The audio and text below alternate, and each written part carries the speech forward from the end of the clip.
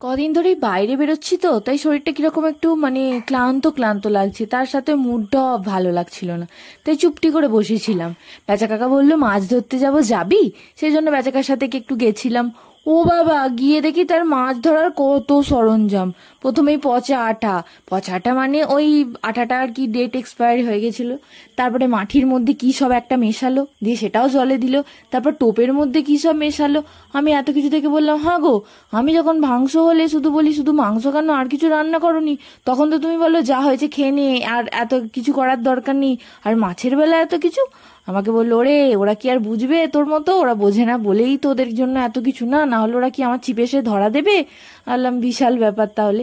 যাই হোক গে, এত কিছু করার পর সাকসেস হয়েছে এই জন্য। প্রথমেই গিয়ে অনেক কিছুক্ষণ বাদে দেখি মা একটা মাছ নিয়ে এসেছে।